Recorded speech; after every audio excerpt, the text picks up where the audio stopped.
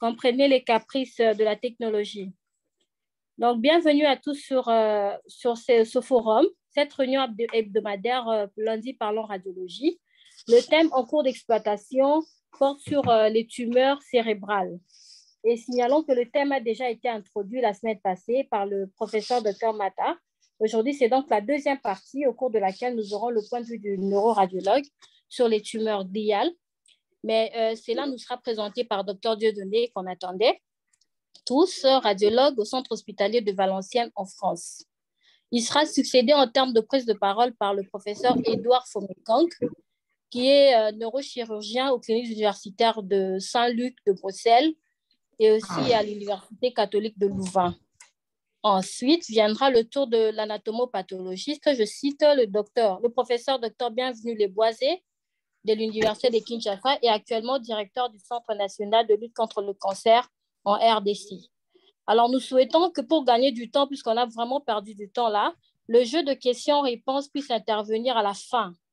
Et donc, sans tarder, on va passer la parole au Dr Kambaou. Allez-y, Dr Dieudonné. OK, merci beaucoup. Diapo. Voilà. Donc, comme vous le voyez là-bas, nous allons parler des tumeurs primitives aux dépens des cellules gliales, des cellules neuronales, des cellules mésenchymateuses non méningothéliales et des cellules hématopoïétiques. Diapo, s'il vous plaît. Alors, nous avons ici ce qu'on appelle le RCP. Une RCP, c'est une réunion de concertation pluridisciplinaire au cours de laquelle nous allons tout mettre en œuvre de façon collégiale pour discuter de la situation du patient, des traitements possibles en fonction des dernières études scientifiques. On va analyser les bénéfices et les risques encourus, ainsi que l'évaluation de la qualité de ce qui va en résulter. À la fin de cette réunion, le médecin informe le patient et lui remet son programme personnalisé de soins. Diapo. Alors là, vous avez ce qui se passe dans une RCP de cancérologie. Diapo. Et là, c'est ce que nous faisons dans une RCP de neuro-oncologie. Et là, nous avons 4 spécialistes autour de la table, un oncologue médical, un neuroradiologue, un neurochirurgien et un oncologue radiothérapeute. Diapo suivante.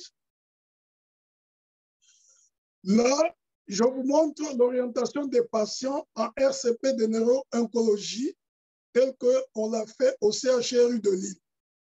Donc, vous voyez bien qu'on a subdivisé en 2 parties. D'un côté, c'est les métastases, où le traitement est tout à fait différent. Et de l'autre côté, c'est les gliomes. Diapo suivante. Là, c'est, si vous pouvez revenir. Si vous pouvez revenir, voilà. Là, c'est la diapo de ce que nous faisons au centre hospitalier de Valenciennes. Vous voyez que c'est exactement la même chose que ce qui se fait au CHRU de Lille parce que nous avons les mêmes plateaux techniques, les mêmes spécialités et autres. Diapo suivante, s'il vous plaît. Alors, quand nous devons préparer une RCP pour un patient en vue d'un problème neuro-oncologique, voilà ce dont nous avons besoin. On a besoin de l'âge du patient, des morbidités associées, des traitements en cours. On a besoin de la situation sociale du patient. On a besoin de l'imagerie par IRM cérébrale et ou médulaire. On accepte les scanners seulement s'il y avait des contre-indications à l'IRM. Ensuite, s'il y a eu une chirurgie, quel type de chirurgie? Est-ce que c'était une exérèse? Ensuite, on a les résultats de l'anatomopathologie. Alors, l'arsenal dont dispose la neuroradiologie, nous avons la tomodensitométrie, nous avons l'imagerie par résonance magnétique, nous avons l'imagerie par résonance magnétique fonctionnelle, on peut avoir la tomographie par émission de positons, nous avons la magnétoencéphalographie et la tomodensitométrie par émission photonique. Diapo suivante. En scanner, nous aurons juste l'hyperdensité ou l'hypodensité, ainsi que le rehaussement. Alors, le scan sera à privilégier quand il y a une contre-indication à l'IRM. Alors, l'IRM est plus informatif parce que nous avons, en séquence de diffusion, on aura l'œdème cytotoxique, on peut avoir l'hypercellularité. En séquence T1, nous avons l'hyposignal tumoral, l'hypersignal calcique ou hématique, le rehaussement après injection. En séquence T2FR, l'hypersignal tumoral, l'hyposignal hématique ou calcique. En séquence de susceptibilité magnétique, on a l'hyposignal hématique. En séquence de perfusion de premier passage, nous aurons une majoration du flux du volume sanguin cérébral. On pourra avoir la rupture de barrière hémato-encéphalique. On pourra mettre en évidence la récidive tumorale. On pourra mettre en évidence le changement de grade OMS et la radionécrose. En séquence ASL, celle-ci est insensible aux produits de dégradation d'hémoglobine et aux corps étrangers métalliques, donc réalisable dès la phase de opératoire immédiat. Et nous montre un hypersignal en faveur d'un reliquat tumoral. Et dans le suivi tumoral, on pourra avoir la récidive ou le changement de grade OMS. Elle permet aussi de poser le diagnostic d'une radionécrose. En séquence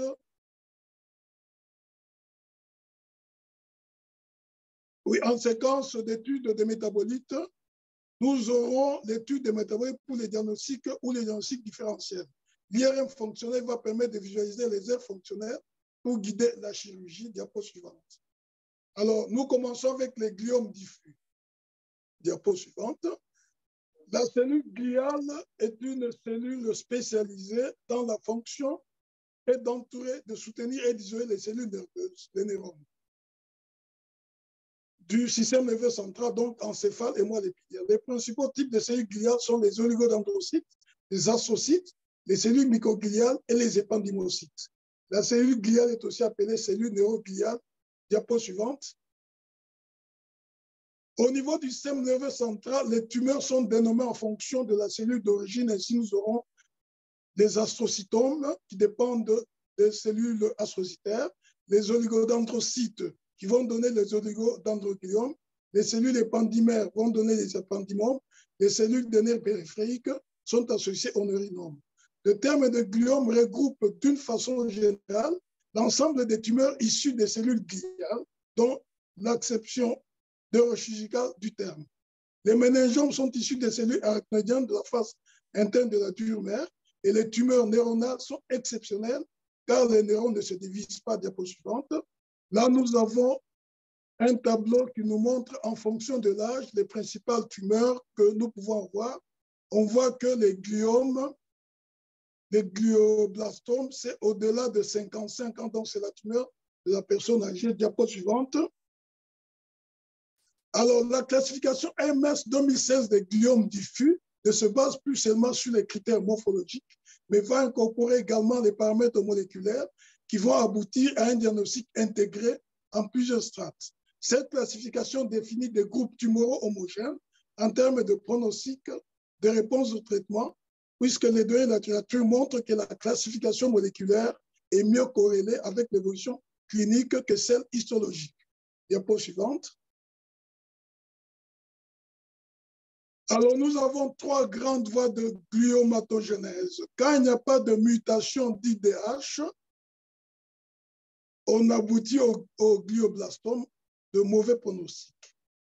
Quand on a une mutation de l'IDH, nous aurons des mutations P53ATRX, là c'est pour les tumeurs de la ligne médiane qui vont aboutir aux astrocytomes avec un pronostic intermédiaire.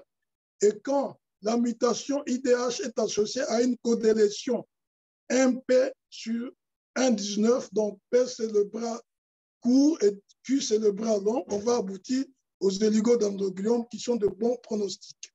Diapo suivante.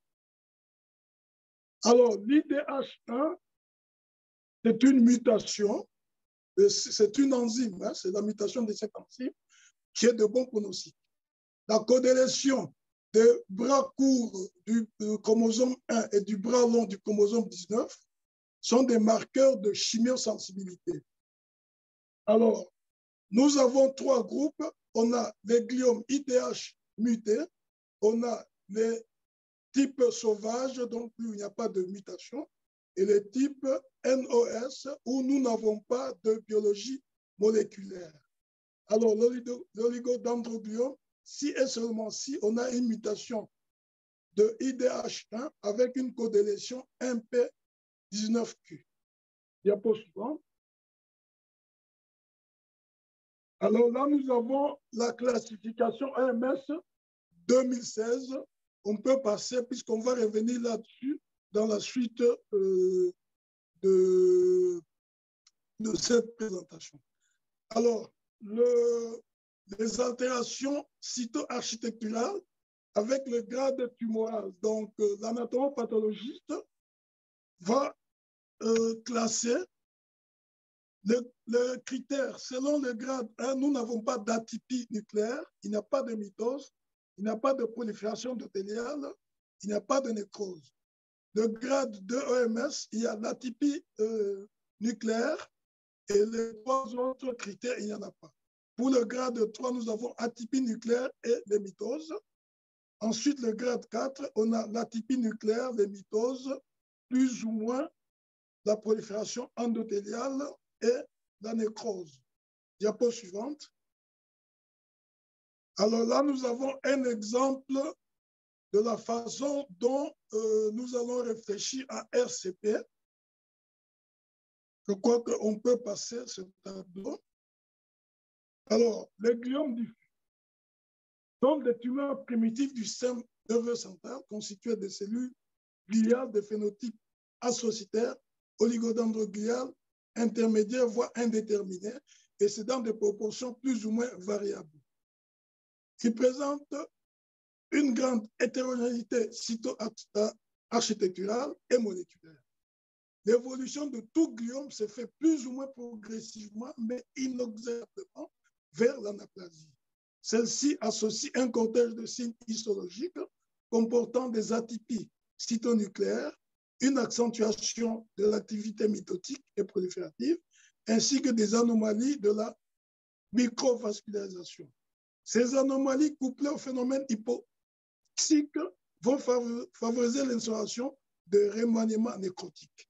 Donc, on retient que tout gliome doit aller plus ou moins progressivement vers l'anaplasie, donc vers un grade beaucoup plus élevé, vers le grade 4, diapo suivante.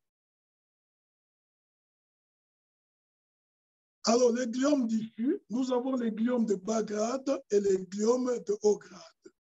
Qu'est-ce qu'on va retenir? Le haut grade, c'est à partir du grade 3 et 4. Le bas grade, c'est le grade 1 et 2. Diapo suivante. L'astrocytome diffus, 10 à 15% des tumeurs astrocytaires. L'âge, le pic de fréquence, 30 à 40 ans. Très discrète prédominance masculine. La clinique dépend de la localisation de cette tumeur.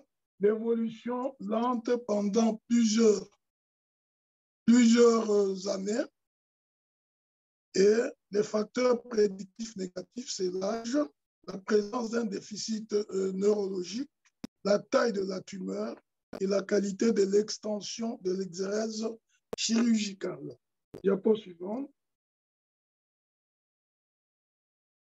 Là, nous avons un schéma, disons une coupe anatomique d'une tumeur mal limitée et prédominant dans les jouissances blanches, avec un aspect infiltrant translucide, grisâtre ou blanchâtre. Sur la pièce de résection chirurgicale, les sillons apparaissent élargis et les limites avec les tissus sont difficiles à déterminer. On peut trouver des microkystes fréquemment et les classifications sont possibles, mais la nécrose est absente. Diapo suivante, s'il vous plaît. Alors, là, nous avons une image d'une lésion astrocytaire. À gauche, c'est une coupe scanographique non injectée. À droite, c'est une coupe scanographique injectée. On voit une lésion hypodense qui ne présente pas de rehaussement, qui a un effet de masse sur les sillons de la convexité et discrètement sur la ligne médiane. la masse n'est pas bien limitée, elle est hypodense sans prise de contraste. Suivant. Alors là, nous avons une coupe IRM en séquence T1, une coupe axiale, où on voit une lésion. C'est en séquence flair, on voit une lésion hypersignale flair qui est étendue jusqu'en corticalité. On voit qu'il y a un effet de masse sur les sillons. Si vous regardez du côté droit, on voit bien les sillons du côté tumoral. On a un effet de masse sur les sillons de la convexité. Diapo suivante. Alors, en séquence de diffusion, il n'y a pas de majoration, disons, il n'y a pas d'hypersignal en diffusion. Sur la carte ADC, il n'y a pas de baisse du coefficient de diffusion. En bas, nous avons une coupe axiale T1 après injection de gadolinium. Il n'y a pas de rehaussement après injection. Et oui, à côté, nous avons une perfusion, premier passage, où on ne voit pas de majoration du volume sanguin cérébral. Diapo suivante. Là, nous avons la spectroscopie par résonance magnétique qui va nous montrer une augmentation du NA, une chute du NAA, une augmentation des pics de lactate. Les lactates, c'est vers 1,25. Lactate, on voit qu'il y a une augmentation des lactates. C'est en faveur de la nécrose. Diapo suivante. Là, un astrocytome diffus, nous avons une coupe en sagittale flair, juste à côté une coupe axiale flair, juste à côté une coupe axiale T1 et la coupe suivante c'est axiale T1 après injection de gadolinium. Plus bas c'est une coupe coronale T2 qui montre cette lésion en hypersignal avec effet de masse sur les sillons de convexité, la ligne médiane, même le système ventriculaire, vous voyez le corps calleux du côté tumoral. Il y a un effet de masse là-dessus. Quand vous comparez le côté droit et le côté gauche, on voit qu'il y a un effet de masse. Sur l'axial T1 après injection, il n'y a pas de rehaussement, mais on voit la lésion qui est en hyposignal T1. Et sur la perfusion, premier passage, il n'y a pas de majoration du volume sanguin cérébral. Diapo suivante. Là, nous avons un patient de 40 ans chez qui on a découvert lors d'un bilan de crise d'épilepsie une lésion visible en séquence flair axiale, une lésion frontale gauche. En hypersignal, on voit que les sillons sont bien dessinés, donc c'est l'effet, disons, l'œdème vasogénique en doigt sous forme en doigt de gant. Et la tumeur, elle est là au centre, oui, elle est le signal, en isosignal flair, et l'œdème périlésionnel est en hypersignal. Et on regarde à côté, c'est une séquence de diffusion. Il n'y a pas, ce n'est pas vraiment un hypersignal franc en diffusion. À côté, on a une coupe axiale T1 sans injection et juste à droite, une coupe axiale T1 injectée. Il n'y a pas de rehaussement, mais on voit l'hyposignal l'hyposignal dû à l'œdème vasogénique en doigt de gant chez un patient de 40 ans. Alors, la fréquence, je vous ai dit tout à l'heure que tout gliome est appelé à évoluer vers l'anaplasie. Là, on a les astrocytomes anaplasiques peuvent survenir soit au cours de l'évolution des astrocytomes diffus de bas grade, soit de novo, donc d'emblée. La clinique dépend de la localisation. Diapo suivante. Là, nous avons une coupe anatomique avec un aspect similaire à celui de l'astrocytome diffus, mais cependant, ici, il y a une meilleure démarcation avec les tissus sains. Diapo suivante.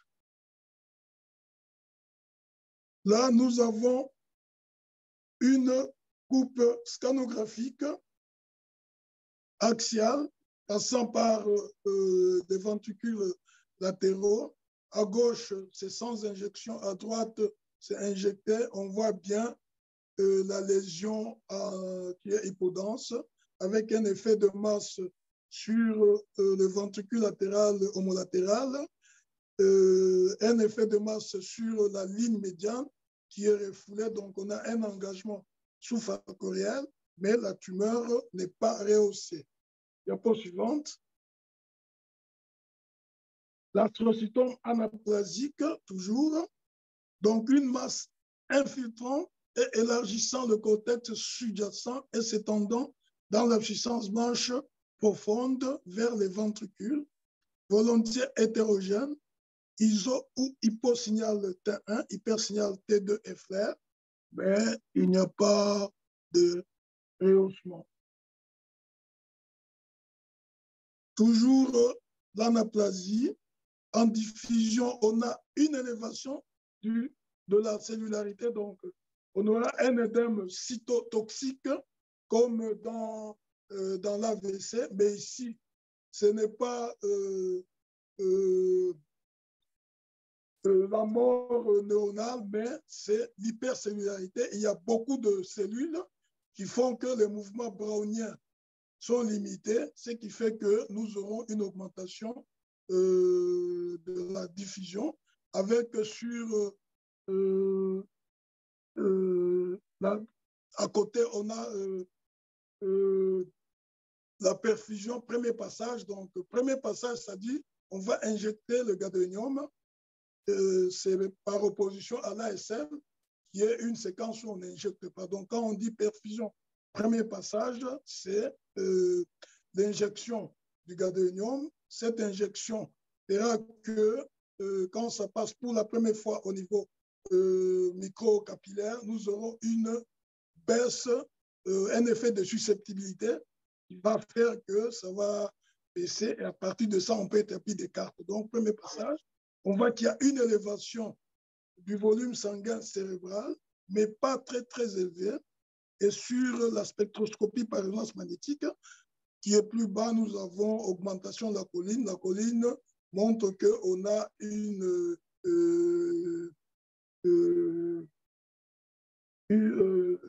on est en train de synthétiser beaucoup de membranes cellulaires. Donc, la choline, c'est ce qu'on trouve dans les membranes cellulaires.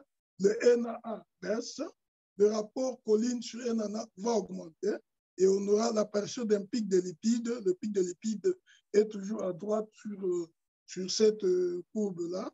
Et la myoinositol va aussi diminuer. Diapo suivante. Là, nous avons un astrocytome anaplasique. En sagittal T1, on a une large lésion tumorale hyposignale avec effet de masse sur les structures environnantes. Plus bas, on a coronal T1 après injection de gadolinium. On voit déjà que nous commençons à avoir du rehaussement. Je vous ai montré que le grade 3 et le grade 4, on aura parfois de rehaussement, mais qui ne sera pas très, très important. Donc là, c'est en coronal T1, on voit un rehaussement, en axial T1, on voit un rehaussement. Et la coupe qui est tout au bout, c'est du flair. On voit la lésion qui est bien délimitée des tissus environnants. C'est l'anaplasie et la tumeur, elle est vraiment volumineuse, avec déjà des ruptures de barré hémato-encéphalique à cause de toutes ces mitoses qui font que on aura un rehaussement. Donc, quand on a un rehaussement, ça montre qu'il y a une rupture de barrière hémato-encéphalique. Diapo suivante. Alors, on passe à l'oligodendrogliome. C'est le troisième gliome en fréquence, avec une discrète prédominance masculine. L'âge de survenue, 40 à 50 ans. La clinique, c'est en fonction de la localisation. L'évolution, on aura une progression lésionnaire, même en cas de résection chirurgicale complète, parfois plusieurs années après la résection. La survie moyenne est de 11 ans à peu près.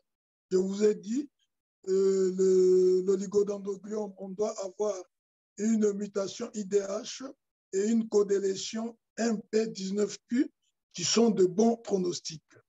Mais avec le temps, la dissémination leptoméningée est possible et toujours oligodendrogliome, c'est une tumeur mieux limitée que l'astrocytome diffus. Là, c'est des coupes anatomiques d'aspect translucide, de coloration grisâtre. Ici, la coupe montre des microkystes à contenu mycoïde. Dans les zones d'infiltration, la jonction substance blanche, substance grise n'est plus tout à fait nette et les calcifications sont très fréquentes. Diapo suivante. Là, nous avons un scan pour montrer les calcifications. Nous avons une reconstruction axiale, axiale scan, qui nous montre une large lésion hypodense donc bifrontale avec effet de masse sur le système ventriculaire. Là, on va jusqu'au niveau du genou du corps caleur et à gauche, on a des calcifications importantes. Et la coupe qui est juste à côté, c'est une autre lésion, un oligodendrogliome avec des calcifications en son sein. Diapo suivante. L'oligodendrogliome, là, nous avons une coupe, une IRM axiale teint 1 avec une lésion hypodense. On voit que les sillons de la convexité sont effacés. On a un discret effet de masse sur la ligne médiane. Sur l'image à droite, on a une coupe axiale T2 avec une large lésion tumorale temporale. On voit que les sillons sont effacés et il y a un discret effet de masse sur la ligne médiane. La coupe juste en dessous, toujours à droite, c'est une coupe axiale flair avec une lésion en hypersignal flair qui refoule les sillons et en son sein, on voit des petites lésions en hyposignal flair. C'est des calcifications. Les calcifications en flair sont en hypersignal. Oui. Voilà. Et après injection de gadolinium, la lésion souvent n'est pas rehaussée. On voit, bon, elle peut être plus ou moins rehaussée, mais souvent, elle n'est pas rehaussée. Là, nous avons une séquence en diffusion avec juste à droite la carte ADC. On voit une lésion en hypersignal diffusion sans baisse du coefficient de division sur la carte ADC.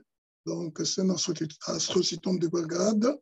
En perfusion, premier passage, on voit la lésion en flair à côté. Et sur le premier passage, on n'a pas une majoration du volume sanguin cérébral. Diapo suivante. Toujours l'oligodendrogliome. Nous avons une coupe coronale T2. On voit la lésion cortico-sous-corticale avec effacement des sillons. Si vous regardez juste au-dessus, au-dessus, oui, là, on voit plus haut le liquide cérébrospinal. Là, on voit que les sillons sont en place et au niveau, il y a la lésion tumorale les sillons sont effacés, le liquide cérébrospinal est tassé. Juste à côté, c'est une coupe axiale flaire avec la lésion en hypersignal. Juste à côté, nous avons une coupe axiale T1 avec la lésion qui est en hyposignal. Et à côté, à droite, en couleur, là, c'est une perfusion premier passage où on ne voit pas de majoration du flux sanguin cérébral. Oui, là, c'est du flair en coronal flair. On voit la lésion, sagittal flair. Tout ça, c'est pour pouvoir guider le neurochir de façon qu'il puisse voir exactement où se trouvent les zones fonctionnelles. Et sur la dernière coupe, c'est après injection de gadolinium, on voit qu'il n'y a pas de rehaussement. Oui, là, il n'y a pas de rehaussement. Alors, l'oligodendrium, je vous ai dit que toutes les tumeurs tendent à l'anaplasie. Diapo suivante. Oui, donc là, on a l'oligodendrium anaplasique. Il peut survenir comme mode évolutif d'un oligodendrium de grade 2 ou peut survenir de novo. Ce sont des tumeurs rares, des oligodendrogliomes anaplasiques. L'âge de survenue un peu plus tardif que pour les oligodendrogliomes, donc 4e à 6e décade clinique. Le tableau dépend de la localisation. Évolution, le pronostic est moins bon que les oligodendrogliomes de grade 2, mais meilleur que les astrocytomes anaplasiques, justement à cause de la codélétion. Alors, l'aspect est globalement similaire aux oligodendriomes de grade 2. La prise de contraste est variable et on a une élévation du volume sanguin cérébral. Donc, sur les images qu'on a là-bas, la première image à gauche, c'est une coupe axiale T1 avec une lésion frontale gauche, c'est avec effet de masse sur lésion de la convexité, effaçant lésion de la convexité. La coupe juste à côté, c'est axial T1 après injection de gadolinium. On voit un rehaussement hétérogène. Il y a des zones qui se rehaussent et des zones qui ne sont pas rehaussées. Juste à côté, c'est une coupe axiale flaire avec la lésion qu'on voit là. Et l'œdème, il y a un œdème tout autour là en doigt de gant. On voit, si vous regardez, la corne frontale du côté gauche, elle est totalement effacée. Alors, la coupe plus bas, c'est une lésion, c'est un autre patient avec une lésion frontotemporale droite, kystonécrotique. Donc, il y a un centre nécrotique et une paroi épaisse, plus ou moins irrégulière, sur le gado. Et il y a l'effet de masse sur la ligne médiane avec le ventricule latéral, homolatéral qui est effacé. Okay? Donc là, c'est une lésion anaplasique, c'est le grade 3. Et on a élévation marquée du volume sanguin cérébral, qui est le reflet de la néo-angiogénèse tumorale. Diapo suivante. On passe au glioblastome. Dans le temps, on l'appelait le glioblastome multiforme en rapport avec son hétérogénéité. Fréquence 40% des tumeurs cérébrales primitives et 78% des tumeurs cérébrales malignes. L'âge de survenue peut survenir à tout âge, mais préférentiellement chez l'adulte après 40 ans, avec un pic de fréquence de 65 à 75 ans. Une discrète prédominance masculine, donc l'homme est toujours gagnant négativement. En Europe et en Amérique du Nord, 3 à 4 sur 100, et en Asie, c'est moins fréquent. La plupart surviennent de façon sporadique. Donc, plus rarement, ils peuvent être radio-induits ou survenir dans des tableaux de prédisposition génétique. Ça, il faut le savoir. Quand on a des mutations P53, mutation dans la neurofibromatose de type 1, dans la maladie de Li-Fraumeni, dans la maladie de Turcot, dans la maladie d'Ollier-Mafoussi, là, on a des prédispositions qui font que le patient peut avoir un glioblastome. La clinique, en fonction de la localisation et l'évolution, une médiane de survie de moins de 2 ans. Donc, le pronostic est souvent très, très sombre. Et les métastases par voie hématogène sont exceptionnelles. Diapo suivante. Forme primaire, de la forme qui apparaît d'emblée sans lésion gliale de grade inférieur préexistante. 90% des glioblastomes sont d'apparition de nouveau. Ils sont plus agressives que les formes secondaires. Surviennent chez des patients plus âgés et souvent c'est le type sauvage, donc un pronostic très, très sombre. Les formes secondaires font suite à la transformation d'une lésion gliale de grade inférieur. Là, ce n'est que 10% des glioblastomes. C'est moins agressif que les formes primaires. Surviennent chez des patients plus jeunes avec un IDH muté. Donc, c'est pour ça son protocole et son pronostic est tout à fait bon.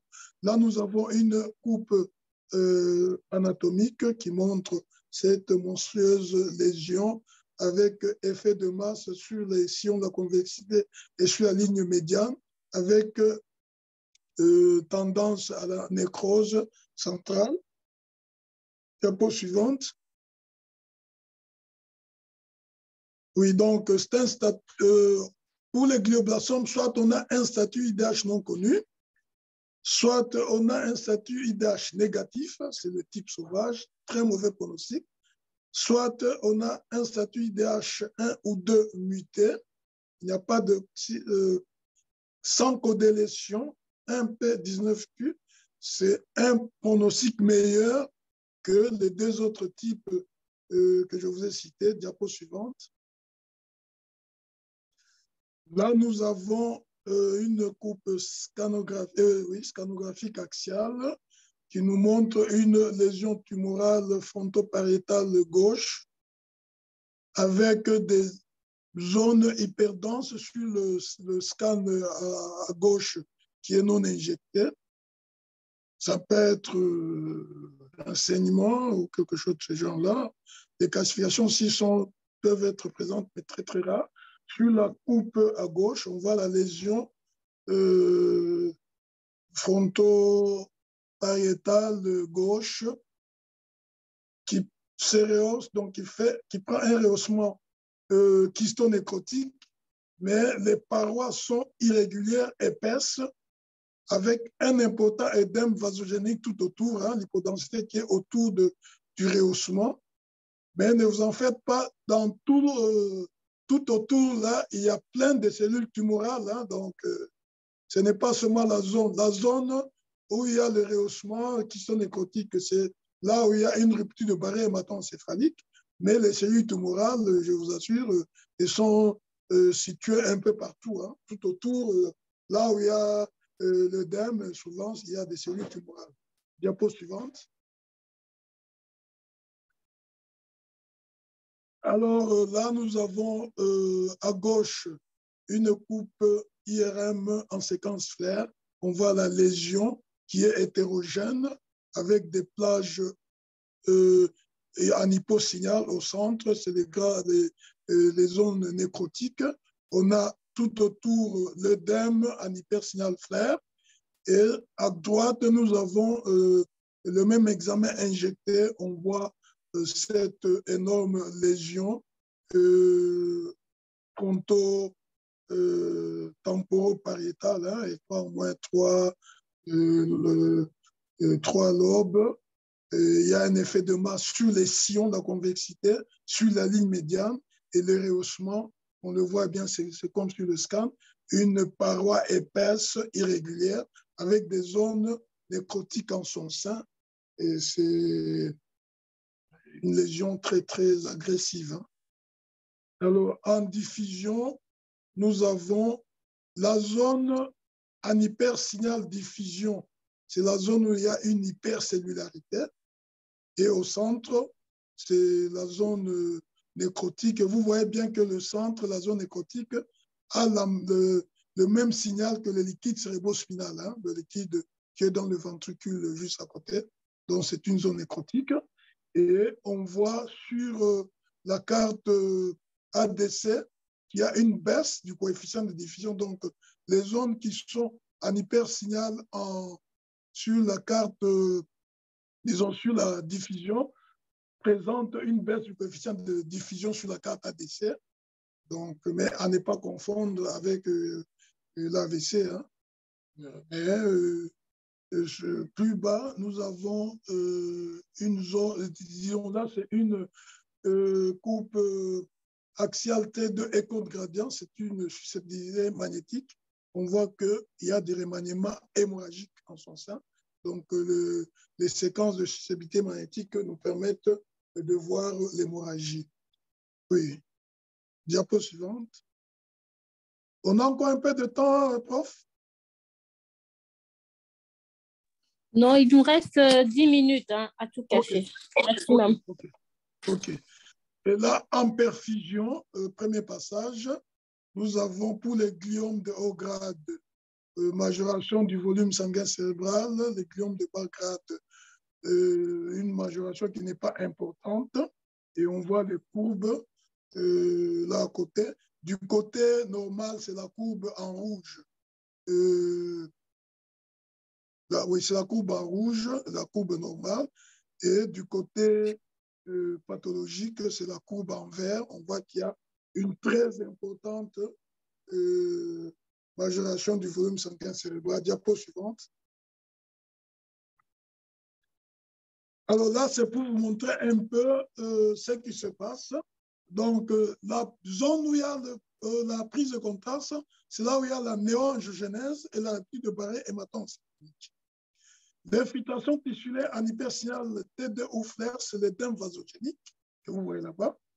Et la zone potentiellement hyperperfusée en perfusion, c'est la zone qui est en rouge. Donc, quand le neurochirurgien va faire sa biopsie, souvent on privilégie là où il y a la néoangiogénèse, mais c'est aussi bien de faire des biopsies tout autour, là où il y a l'hypersignal flair. On est sûr de pouvoir trouver beaucoup de cellules à ce niveau-là. C'était pour vous montrer que entre ce qui est rehaussé et la diffusion totale des lésions tumorales, il y a tout un monde. Hein. Donc, la zone qui se rehausse, tout autour, il y a beaucoup de cellules tumorales tout autour de cette zone-là. On va aller vite. Oui, diapo suivante. Oui, glioblastome, on passe. Ça, on a vu une majoration de la choline, une baisse du NAA, et puis les lactates, ça, c'est sur la spectroscopie par résonance magnétique. Diapo suivante. Bon, là, c'est le gliome multifocal. Qu'est-ce qui fait la différence? Nous avons un glioblastome qui présente de multiples zones de prise de contraste reliées entre elles par des zones en hypersignal flair. OK? On voit les prises de contraste à droite. C'est comme si c'était deux lésions, mais sur le flair, on voit qu'il y a des ponts entre ces deux lésions. C'est le glioblastome multifocal. Pronostic péjoratif. Là, nous avons le glioblastome multicentrique. Donc, nous avons plusieurs zones de prise de contraste non reliées entre elles par des zones en hypersignal flair. Et ces lésions-là sont synchrones. Donc, elles ont le même âge.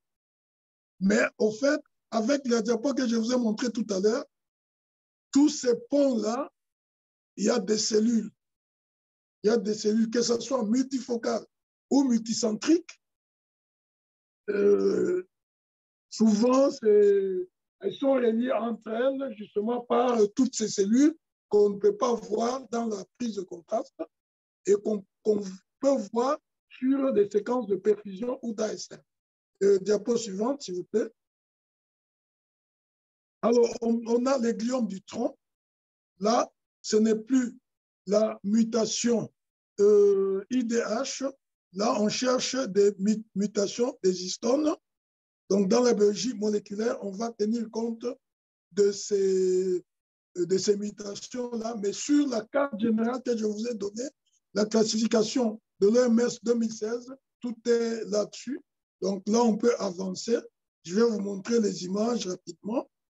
On avance. Voilà, gliome du tronc sans mutation d'histone.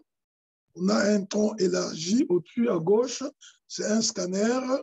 À droite, c'est une IRM en séquence T2. À côté de ça, nous avons une diffusion. Plus bas, nous avons en coupe sagittale. On voit le tronc qui est augmenté de volume. Juste à côté, on a injecté, puisqu'on voit les sinus veineux qui sont rehaussés.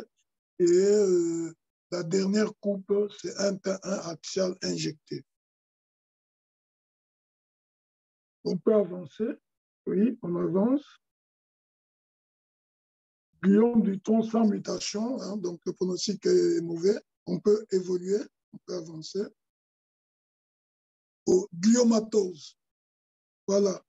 Ce terme-là n'est plus utilisé. Hein. Au fait, c'est des astrocytomes. Si vous regardez sur ce scan, on a l'impression d'avoir un édème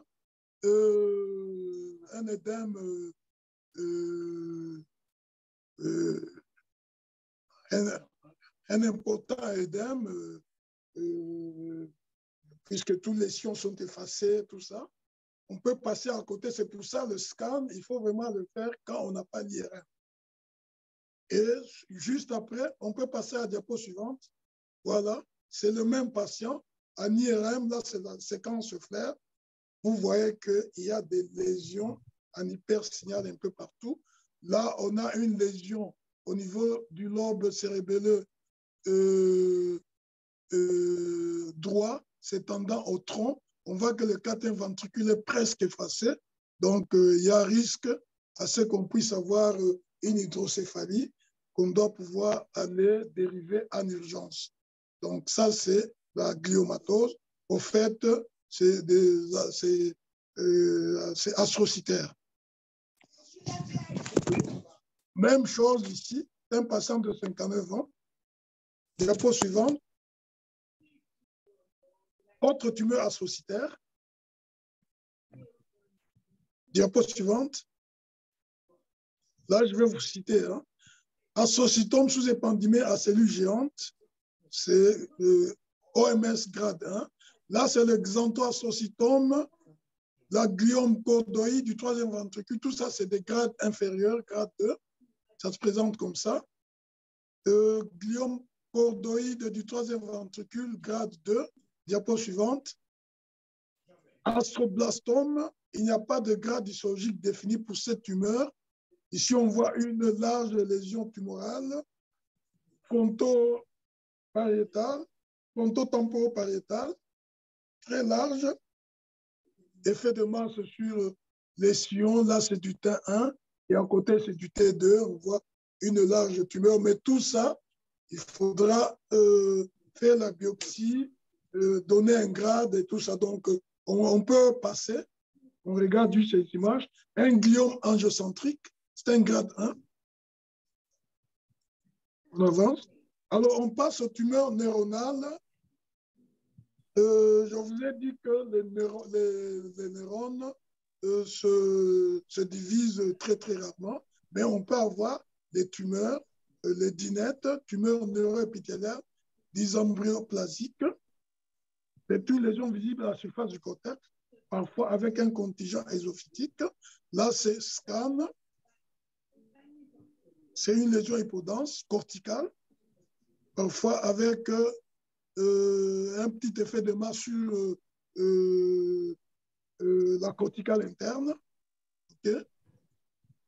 Voilà, les DINET. C'est des tumeurs de grade 1. Hein. Voilà, c'est cortical, c'est hypersignal T2, hypersignal flair, hyposignal T1, ça ne se rehausse pas. Bon, à part ça, nous avons... Oui, on peut avancer. À part cette tumeur, on a le gangliocytome.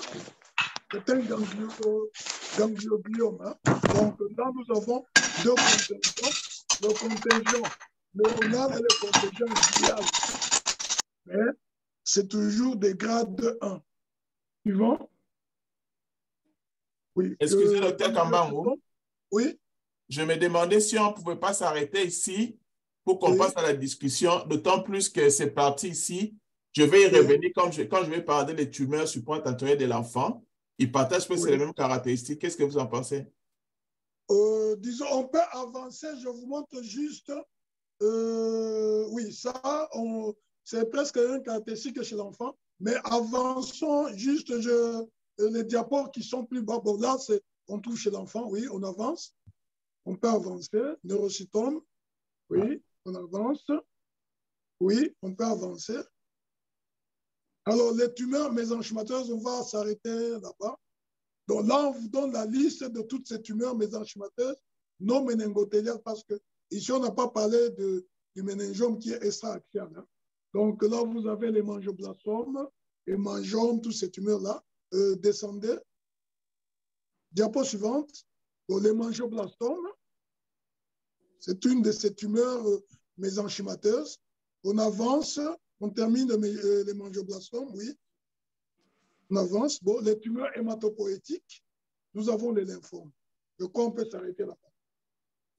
Ok, merci beaucoup. Ok. Merci, docteur Kambangu. Merci pour cette présentation. Professeur Mata, je pense que nous pouvons accorder la parole au professeur Fomekong pour gagner un peu en temps et puis la discussion viendra après. Donc, professeur Fomekong, vous êtes là? Je suis bien là, mais je n'avais pas entendu que je devais faire une présentation. Le docteur Dadi m'avait dit que je participe comme panéliste, c'est-à-dire je participerai à la réponse aux questions qui pourraient survenir.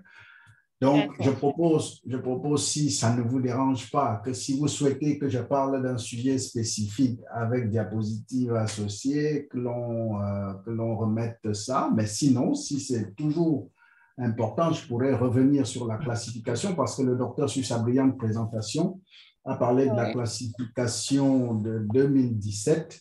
Mais comme il y a une mise à jour en 2021, je pourrais, si vous le souhaitez, j'ai déjà fait une présentation de ce genre-là et je pourrais refaire rapidement la présentation. Mais je pense que les gens doivent être fatigués à cette heure-ci et ça pourrait être une prochaine fois et je reste disponible pendant cette séance pour répondre aux questions qui pourraient arriver.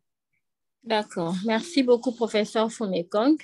Alors, nous allons directement passer la parole au professeur Leboisier. Je ne sais pas s'il s'est reconnecté, parce que tout à l'heure, il n'était pas disponible. Professeur Leboisier.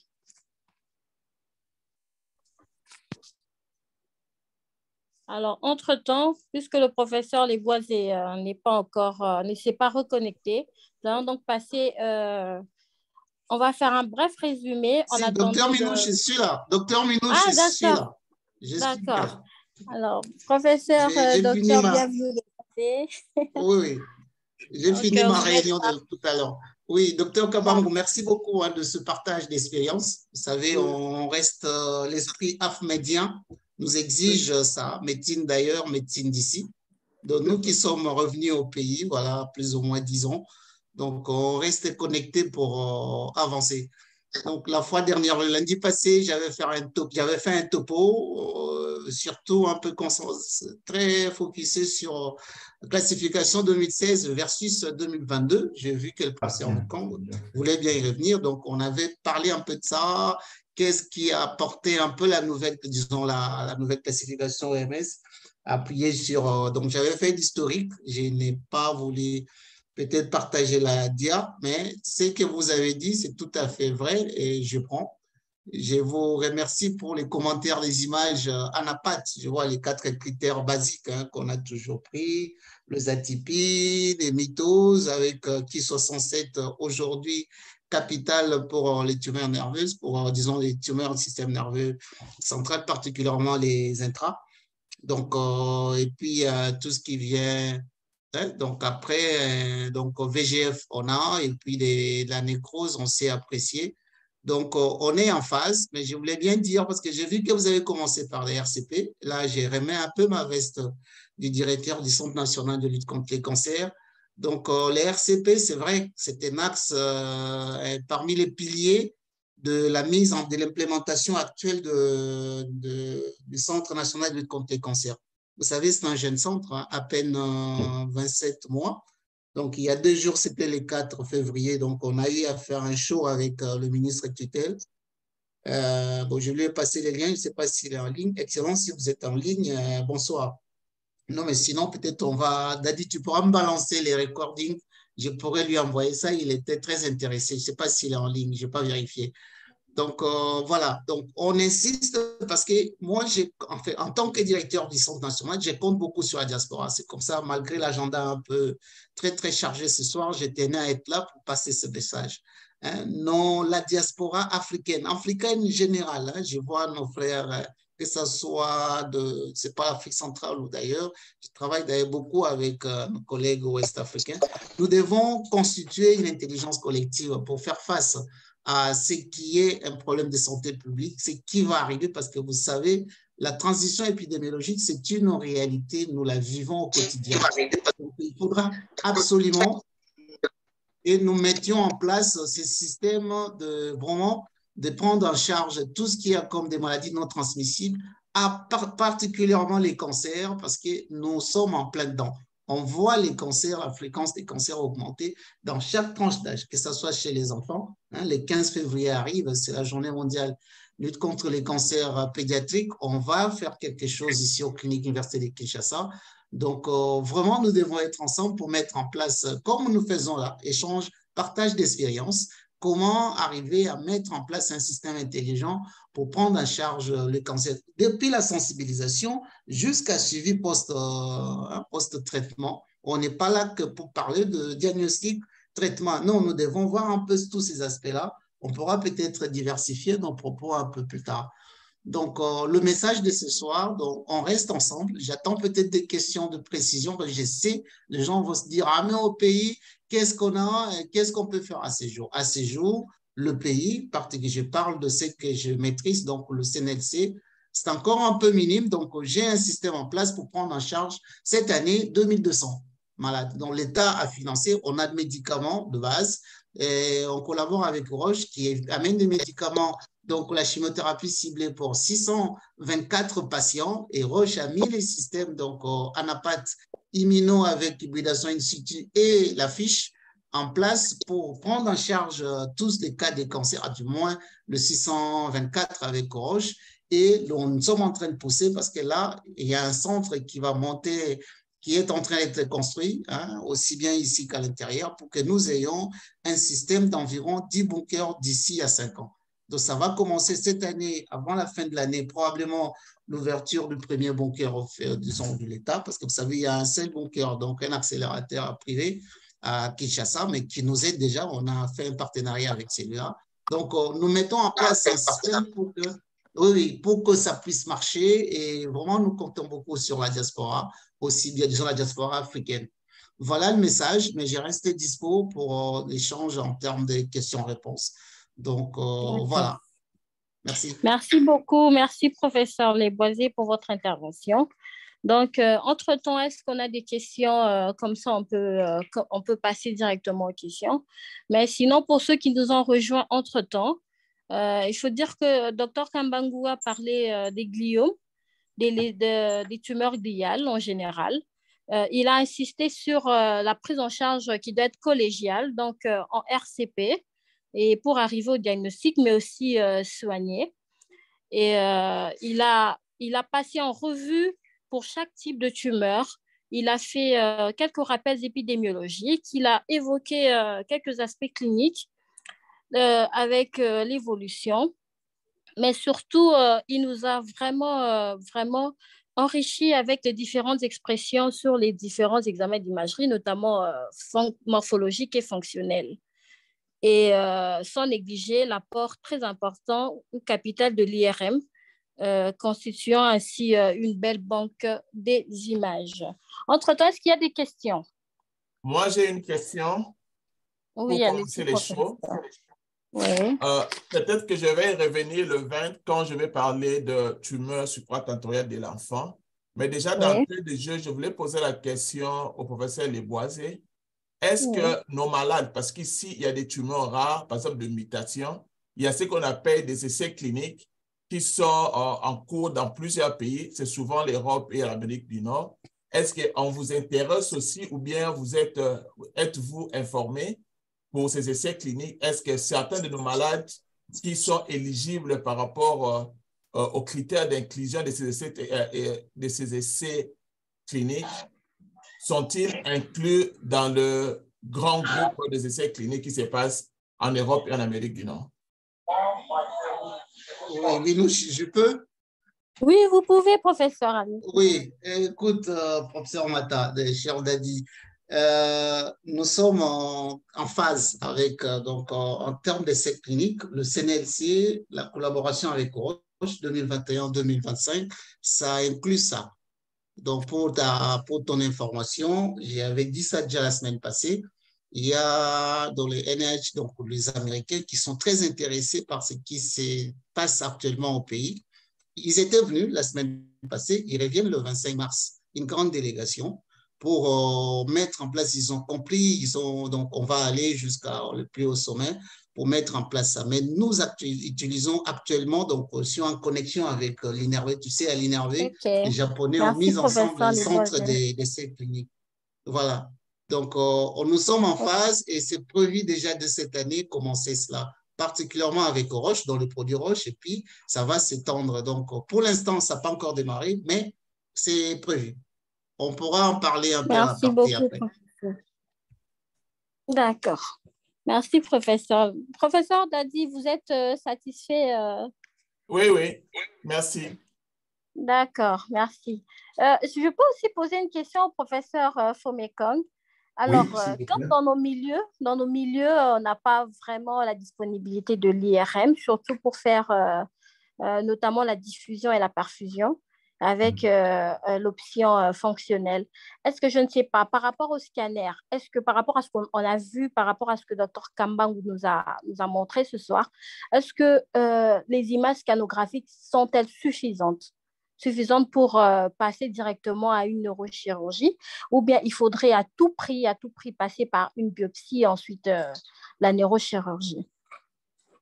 Très bien. Je vous remercie pour cette question qui me semble importante dans le contexte notamment africain, où je n'ai pas véritablement exercé, mais je pense que quand on a les moyens limités, déjà, si on a la chance déjà d'avoir le patient, parce que vous avez bien vu que le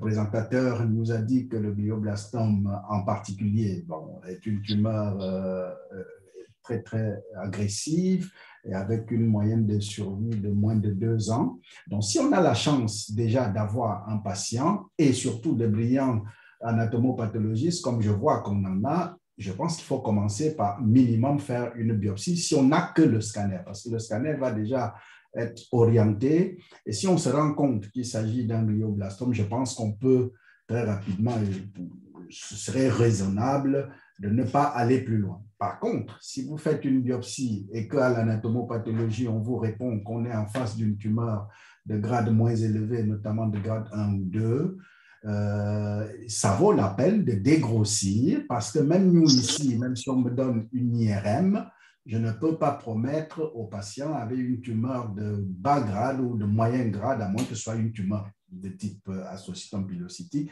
je ne peux pas garantir une exérèse complète non plus. Donc, j'encouragerais, si dans le contexte où on n'a pas, pour recentrer la réponse à votre question, si on n'a pas les mêmes moyens pour faire des imageries par résonance magnétique nucléaire, qui plus est avec toutes les séquences que l'on fait ici par luxe, dans un pays de luxe, eh bien, on fait une biopsie. Si on répond qu'il s'agit d'une tumeur de moyenne de bas grade, ça permet aux neurochirurgiens de dégrossir, et dégrossir la tumeur augmente la survie des patients. Ok, merci beaucoup, professeur Fomekong. Alors, est-ce qu'il y a-t-il d'autres questions? Apparemment, non. Je vais poser une question au docteur Kambangu et puis au professeur Fomekong. Au docteur Kambangu, j'allais poser la question, je sais que les pratiques peuvent différer, jusqu'où dans les comptes rendus radiologiques, vous essayez d'inclure le mutation. Est-ce que quand une tumeur, quand vous pensez que c'est peut-être de haut grade, essayez-vous à partir de l'imagerie de dire par exemple qu'il y a la mutation IDH ou bien vous vous limitez seulement à être descriptif et à donner les grands noms histopathologiques. Et au professeur Fomekon, ma question serait, à lésion, à localisation égale, par exemple, c'était le GBM versus l'astrocytome de Bagrad, est-ce que cela change votre abord chirurgical en termes de jusqu'où vous allez réséquer? Professeur, docteur Kambangu, vous pouvez commencer par répondre et ensuite viendra le professeur pour la deuxième. Merci beaucoup pour la question, prof. Bemba. Je répondrai ceci. L'IRM que nous effectuons actuellement est basé sur le proton, sur l'hydrogène. Mais il y a des techniques où on peut faire l'IRM de certains métabolites. Actuellement, on a l'IRM, par exemple, basé sur le sodium. Donc, on a des nouvelles techniques qui ne font pas encore partie de notre arsenal de tous les jours, où on peut aller jusqu'à la biologie, pratiquement, aller égaler la biologie moléculaire en dénichant certaines molécules qui peuvent nous dire qu'à cet endroit-là, il y a une mutation ou pas. Mais actuellement, nous n'avons pas ces machines-là à disposition. C'est pour ça que nous avons toujours besoin de l'anatomopathologie. Moi, je pense qu'on en aura toujours besoin parce qu'ils font une analyse beaucoup plus pointue, je pense. Avec l'IRM, on pourra aller loin, mais pour le moment, je ne sais pas, peut-être toi, tu en sais quelque chose là-dessus. Oui, en fait, c'est ce que nous essayons. Nous avons publié, moi-même avec l'assistant et puis les autres groupes ici, quelques papiers, notamment American Journal of Neuroradiology, où on essaie, à partir de l'IRM, de prédire les sous-groupes moléculaires, notamment avec les tumeurs de Bagrad chez l'enfant. Peut-être que je vais y revenir la fois prochaine. Mais je voulais savoir la pratique en France, comment vous faites, parce que je sais que le protocole et puis les us et coutumes peuvent différer. Oui, actuellement, nous avons des IRM 7 Tesla. On va jusqu'à 11 Tesla, justement. C'est pour avoir des biomarqueurs qui peuvent nous rapprocher de ce qu'on fait en biologie moléculaire. Hein. Avec de nouvelles machines, bon, nous, ici à l'hôpital, nous n'avons qu'une IRM 3T. Bon, ça nous permet déjà d'affiner le diagnostic, mais il y a certains centres, comme au CHU de Lille, ils ont déjà une IRM 7 Tesla, qui permet d'aller beaucoup plus loin justement je pense que ce que vous avez fait, c'est sur des IRM à haut champ, non? Ce ne sont pas sur des 3T ou des 1.5. Le travail que vous avez fait. Moi, j'ai fait ça sur le 1.5, mais le résultat peut être transposé avec les champs beaucoup plus élevés. Mais il faut dire qu'on avait un nombre restreint et on essaie un peu de recruter plus de centres, notamment à Harvard et puis Johns Hopkins, pour en faire un truc multicentrique. Peut-être que je partagerai les résultats ici, oui. OK. OK, merci, professeur. Oui, je peux prendre la parole? Bien sûr, allez-y, professeur. Voilà, pour répondre à la question qui m'est posée, qui m'est adressée, à savoir si à localisation égale, si on me diagnostique un glioblastome en radiologie ou un gliome de bas grade a priori en radiologie, est-ce que ma stratégie chirurgicale change? Je dois dire que ça ne changera pas énormément. Ce qui drive le but chirurgical, c'est de faire une exérèse la plus complète possible. Nous avons nous-mêmes, dans notre centre publié, et ça je pourrais partager avec vous à une autre occasion, une étude qui montre, c'était une série de 11 patients qui ont eu une survie de glioblastome qui s'appelle le long survival et qui dépassait les 3 ans. Et en fait, au moment où nous publions, nous, on avait pris un cut-off à 3 ans, mais en réalité, il y avait encore des patients qui avaient été opérés. Et personnellement, j'avais 3 patients dans cette série personnelle qui avaient plus de 9 ans avec le glioblastome. Et on avait constaté dans cette étude qu'en réalité, c'est les patients qui avaient une exérèse macroscopiquement complète qui avaient ce long survival. Donc, si on me diagnostique un glioblastome, bien évidemment, c'est une tumeur agressive. Et si à cet endroit-là, on diagnostique une tumeur de bas grade, je dois dire à l'intention des collègues qui m'écoutent que opérer une tumeur de bas grade est hautement plus difficile que d'opérer un glioblastome, une tumeur qui est nécrotique, parce que on arrive à une tumeur, à une exérèse, je ne dirais pas supramarginale, je ne le dirais pas dans ce genre de type de tumeur, mais on arrivera à faire une exérèse crête, c'est-à-dire la partie qui prend le contraste plus facilement dans une tumeur de haut grade de type glioblastome que dans une tumeur de bas grade.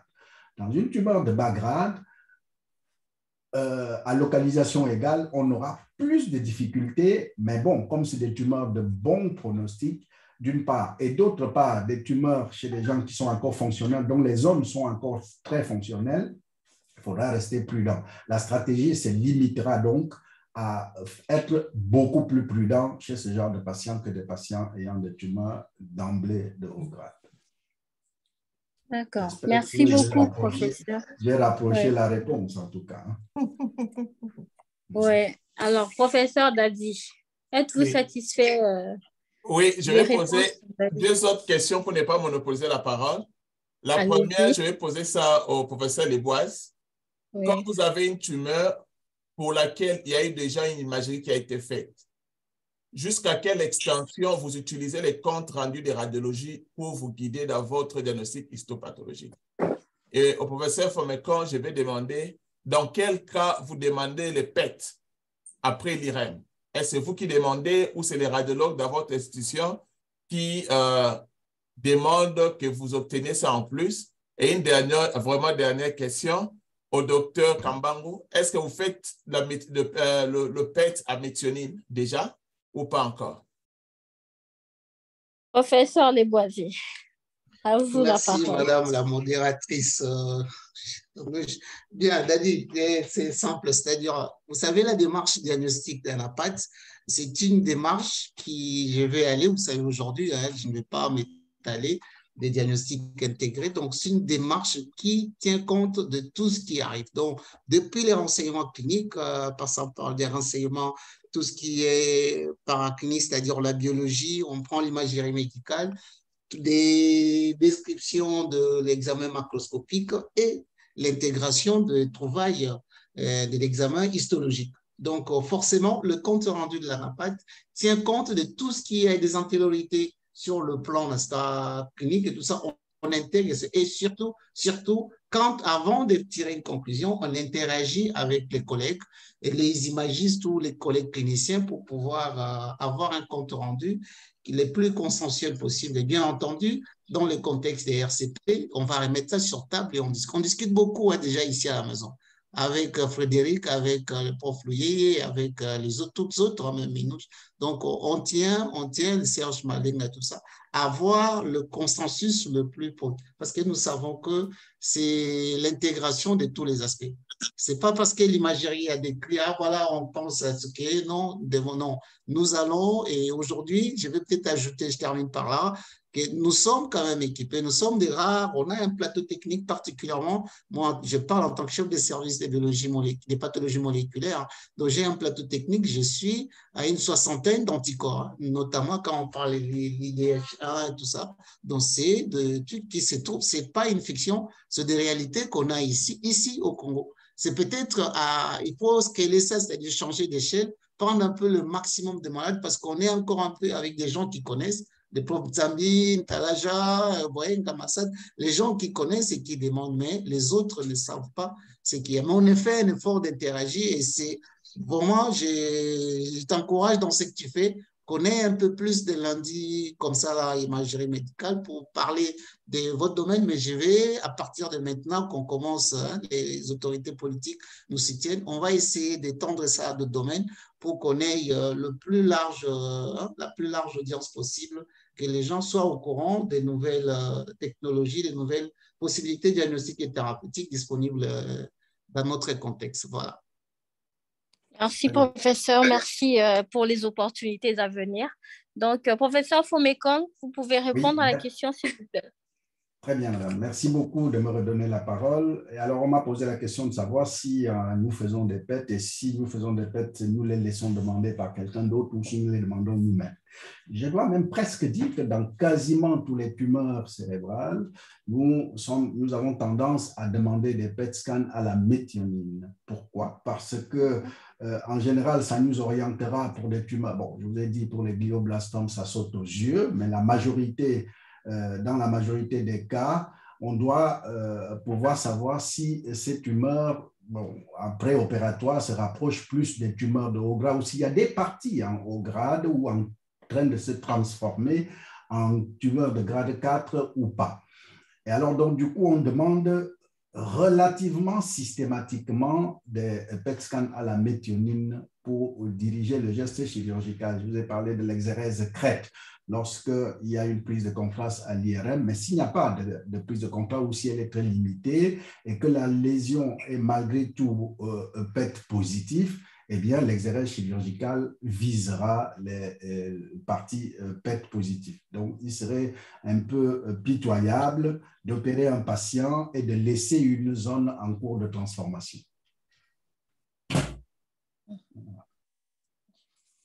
Merci, professeur. Docteur Kambangu, vous avez la parole. Merci beaucoup pour la question, prof Bemba l'a dit. Bon, vous êtes de l'autre côté de l'Atlantique. Quand je viens au RSNA, je vois que là, chez vous, il n'y a pas la différence entre les médecins nucléaires et les radiologues. Mais ici, chez nous, nous, on fait l'imagerie non PET et les nucléaristes font le spectre, le PET et autres. Donc, on n'est pas ensemble, on est dans le même département, mais c'est des services tout à fait différents. Donc, le prof Fomegang vient de répondre en partie à la question. Je pense qu'ici, c'est sûr qu'ils font le PET scan, disons, ils font le PET à la méthionine, mais ça ne fait pas partie de notre service. Je ne sais pas si tu es satisfait. OK, professeur Mata. Merci beaucoup, cher René. Oui, en fait, vous avez raison. En Amérique du Nord, comme au Japon, la médecine nucléaire fait partie de la radiologie. Donc, quand on commence la formation, au Japon, par exemple, la première année, vous passez 4 mois au niveau de la radiologie diagnostique, 4 mois en médecine nucléaire et 4 mois en radio-oncologie, et puis vous choisissez une branche. Et même quand vous venez ici dans la formation des radiologues, là, je parle du Canada, et la première année, ils font des rotations en médecine nucléaire, ce qui fait que nous sommes presque le même département. Et pour l'audience, je vois que Dr Jean-Pierre Kambangu demande la parole. Je voulais juste éclaircir à l'audience, quand je parle de méthionine PET, pourquoi? Parce que le PET qui s'est fait sous base des fluors, tous les tissus du cerveau, surtout les cortex, ça prend plus de traceurs, c'est que ça paraît tout en rouge. Ce qui fait qu'il est parfois difficile de différencier le rouge, c'est-à-dire l'aptèque de la tumeur, comparé au niveau, à l'aptèque au niveau des cortex. C'est pourquoi on change de radiotraceur pour prendre le radiotraceur qui a un niveau bas d'aptèque au niveau des cortex et qui va beaucoup plus être pris au niveau des cellules tumorales pour évaluer le métabolisme. Peut-être vers la fin, je vais montrer les images quand on aura fini avec les questions. Merci beaucoup pour la réponse aux questions. Je remets la parole à Dr Minouche. Oui, merci, professeur. J'ai vu passer une question. Oui, docteur Jean-Pierre Kangou. Oui, allez-y, vous pouvez poser votre question. Docteur Jean-Pierre Kangou. J'ai l'impression que docteur Kambangu voulait parler, mais c'est à lui que je voudrais adresser une question. OK. Allez-y, est-ce que les images... le docteur Kabongo. Il voulait voir la différence entre les méta et les glioblastomes. Je pourrais répondre après. Oui, oui Jean-Pierre, on t'écoute. Ah oui, bon, félicitations pour ta présentation. J'aimerais savoir si les images que tu nous as montrées sont de ta propre collection et sur quel type de machine tu l'as fait. Quel test là? Par exemple, sur les glioblastomes que tu as montré tout à l'heure. J'ai beaucoup d'images. Dernièrement, quand j'étais à Kinshasa à la FED, j'ai présenté le cas d'un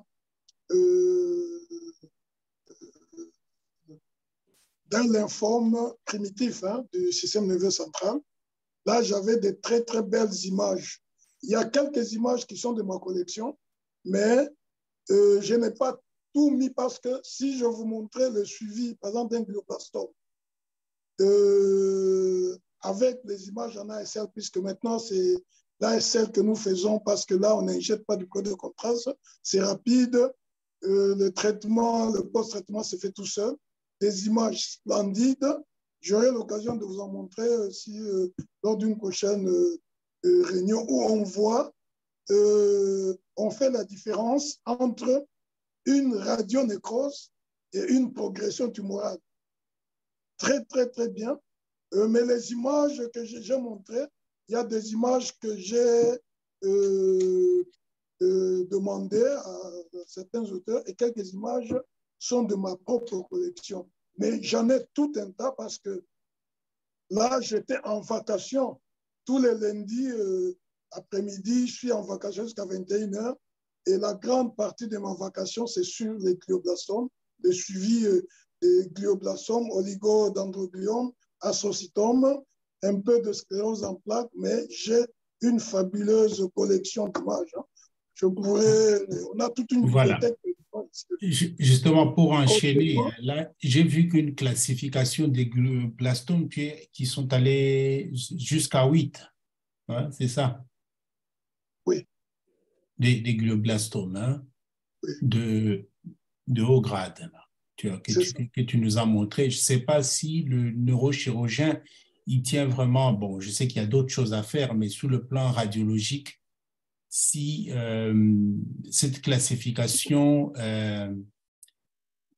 lui apporte vraiment beaucoup, il s'en inspire pour programmer ses interventions, quoi. Non, donc, les images que j'ai montrées, au neurochirurgien. Jusqu'à 8, c'est de...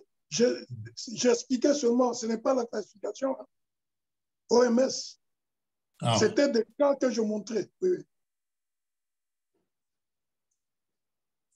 C'était des cas que je montrais. Oui, des cas que tu montrais. Donc, c'est une classification plutôt radiologique seulement. Non, ce n'était pas, non.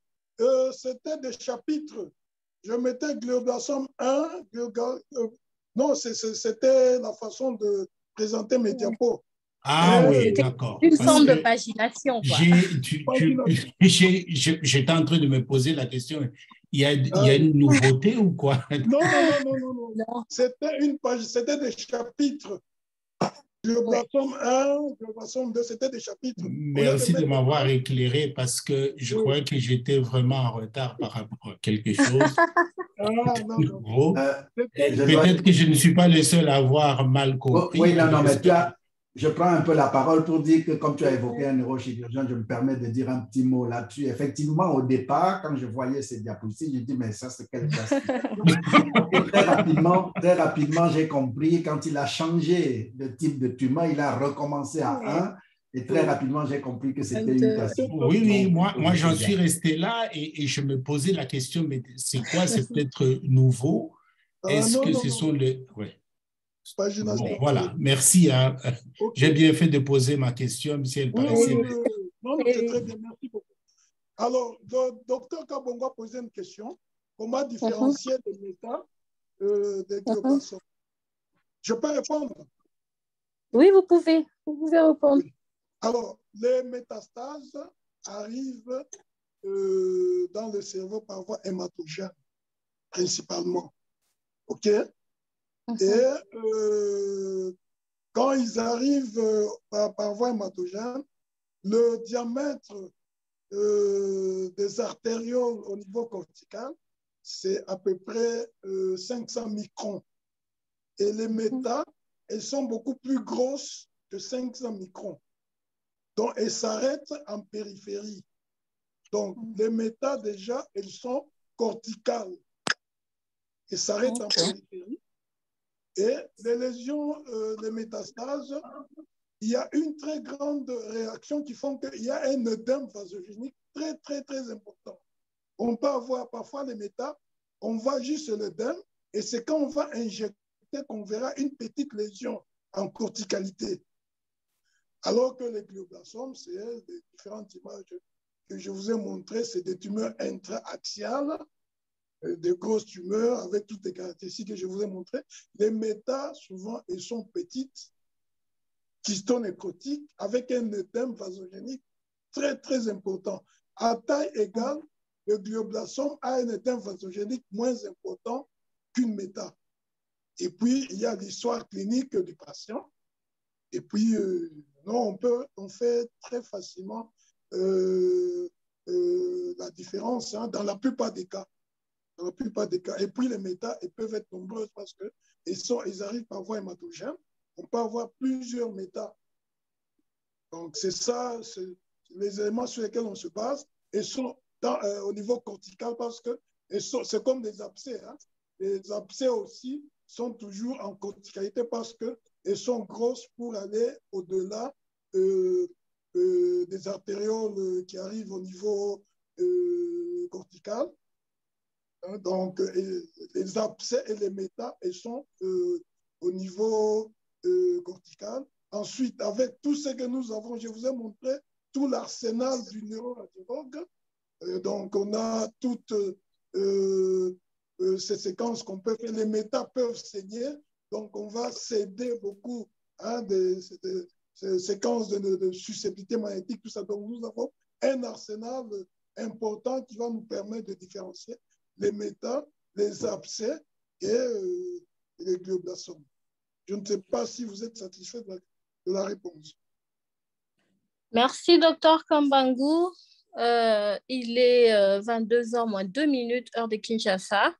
Donc, le reste de la discussion peut continuer soit par téléphone, soit inbox, soit dans les couloirs. Donc, nous allons donc remercier ces scientifiques de haute facture qui nous ont abreuvés. Et nous allons remercier aussi chacun et tous pour votre participation. Et nous allons chuter. Donc, professeur Mata, est-ce que vous avez encore quelque chose à dire?